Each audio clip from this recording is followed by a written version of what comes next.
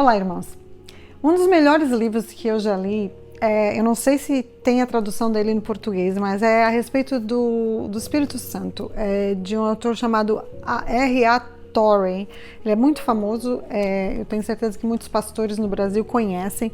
R.A. Torrey, ele foi um evangelista e pastor americano que viveu nos anos 1800, início de 1900 do século 20, né? E ele foi conhecido por fazer cruzadas evangelísticas pelo mundo inteiro. O nome do livro é O Espírito Santo, Quem Ele É e Como Ele Opera. Ler esse livro foi um dos maiores momentos, assim, tipo, de revelação espiritual para mim. A gente, na realidade, não conhece todo o poder do Espírito Santo. Pior ainda, nós não sabemos como realmente depender do Espírito Santo nos momentos, tanto nos momentos difíceis da gente, como para poder realizar as coisas que Deus quer que nós façamos. E eu achei uma historinha que eu estava lendo num devocional que ilustra isso de uma forma maravilhosa.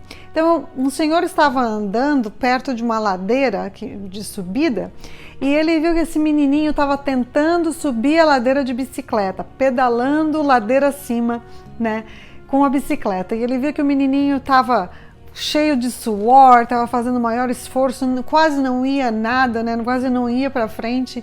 E nisso, um carro e um bondinho, acho que chama no Brasil os bondinhos de antigamente, o bondinho passa por ele e o menino o que faz? Ele pega e segura atrás do bondinho e o bondinho leva ele até em cima do morro sem problema nenhum. De repente o menino não precisou mais pedalar, não estava fazendo mais esforço e chegou no destino dele com sucesso. E o autor desse devocional, ele falou que quando ele viu essa cena, Deus falou no coração dele. Dessa forma que muitos cristãos fazem, eles vivem a vida deles por sua própria força, tentando fazer as coisas por si próprio, ao invés de depender na grande força do Espírito Santo, que seria como aquele carro que pode nos levar onde quer que seja. E eu creio que isso é uma verdade para muitos cristãos.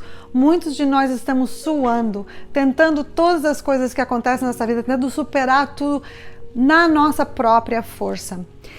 A passagem bíblica que eu queria compartilhar com vocês hoje está no livro de Zacarias capítulo 4. Só um pouquinho de história sobre o profeta Zacarias. Zacarias é um dos eles chamam de profetas menores, né, do Velho Testamento. Ele viveu 500 anos antes de Cristo e Zacarias foi escolhido por Deus para ministrar, trazer a palavra de Deus para o povo dele depois do exílio da Babilônia. Então, o povo de Deus foi levado para a Babilônia e ficou em exílio lá por 70 anos. E depois desses 70 anos, Deus levantou um líder chamado Zerubabel para ele voltar para Israel e reconstruir o templo de Salomão. A princípio, ele coloca só os fundamentos do templo, né? E existe uma festa de celebração, de repente começa muita oposição a vir. Então o profeta Zacarias foi chamado por Deus para encorajar Zerubabel e o povo de Deus. E no capítulo 4 tem várias visões de Zacarias, do capítulo 1 até o final do livro. Mas no capítulo 4, seria a quinta visão de Zacarias, ele fala o seguinte, no versículo 6, ele fala isso. Então, no 5, então respondeu o anjo que falava comigo e me disse, sabes tu o que é isso? E eu disse, não, meu senhor meu. E respondeu e me falou, dizendo, esta é a palavra do Senhor a Zorobabel, dizendo, não por força nem por violência, mas pelo meu espírito, diz o Senhor dos Exércitos. Quem és tu, ó monte grande? Diante de Zorobabel serás minha campina, porque ele trará a minha pedra com aclamações. Graça, graça a ela. E a palavra do Senhor veio de novo a mim, dizendo, as mãos de Zorobabel têm fundado a casa, também as suas mãos a acabarão, para que saibais que o Senhor dos Exércitos me enviou a vós. Porque quem despreza o dia das coisas pequenas, pois esse se alegrará, vendo o prumo na mão de Zorobabel. São os 7 olhos do Senhor que discorrem por toda a terra. Então, o que acontece? Ele está vindo, Zorobabel, ele vem para construir o templo e ele encontra toda essa oposição.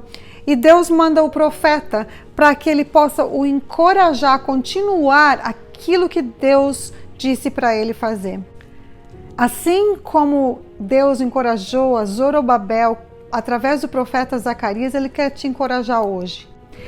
Tem alguns princípios que eu gostaria de trazer com relação a essa passagem, eu queria dividir para você pensar um pouquinho. O primeiro princípio é o seguinte: quando o teu medo ou o teu senso de inadequação é grande, lembra-se que o Espírito Santo tem todo o poder para agir através de você. Peça ajuda para o Espírito Santo.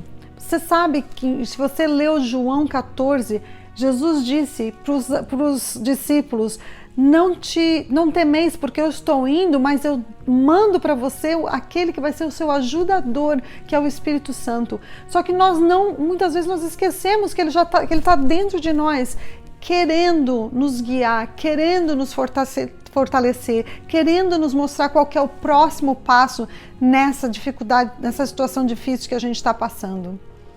Ou nessa tarefa difícil de fazer. Daí o segundo princípio é o seguinte: pelo poder de Deus, todos os obstáculos que existem se acabam. Olha só, no versículo 6 e no versículo 7, ele respondeu e me falou dizendo: essa é a palavra do Senhor a Zorobabel, dizendo: não por força, nem por violência, mas pelo meu espírito, diz o Senhor do Exército. E daí ele diz isso: quem és tu, ó monte grande? Diante de Zorobabel serás uma campina, porque ele trará a primeira pedra com aclamações, graça, graça a ela. E aqui ele falou: o que é esse monte grande, Zorobabel? Outras palavras, essas pessoas que estão dizendo que você não presta, que o teu trabalho não é de nada. O Zorobabel estava cheio dessas pessoas negativas do lado dele. Deus mandou dizer: essas pedras grandes, essas montanhas grandes não são nada. Eu ponho a minha mão dentro e eu elimino todas elas. Tu tens inimigo hoje, meu irmão, minha irmã. Tu tens situação difícil. Lembra-te que teu Deus, ele pode esmagar tudo só com o sopro dele. Ele não precisa nem tocar. É só ele falar. E todos os nossos inimigos são destruídos.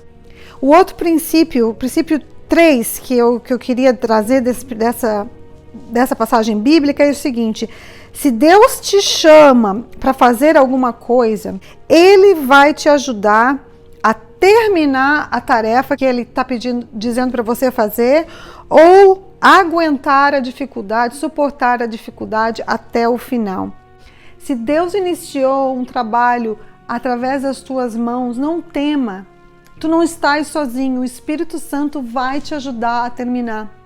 E se hoje tu estás passando por uma dificuldade e tu sabes que tu estás caminhando com Cristo e ainda assim todas essas dificuldades estão no teu tamanho que tu pensas: não tem jeito, eu não vou conseguir chegar no final dessa jornada porque tem tanta oposição, tem tanta montanha no meu caminho, eu não vou chegar. Lembra-te de Filipenses 1:6, aquele que iniciou em ti um trabalho, ele será fiel de cumpri-lo até o dia de Cristo Jesus.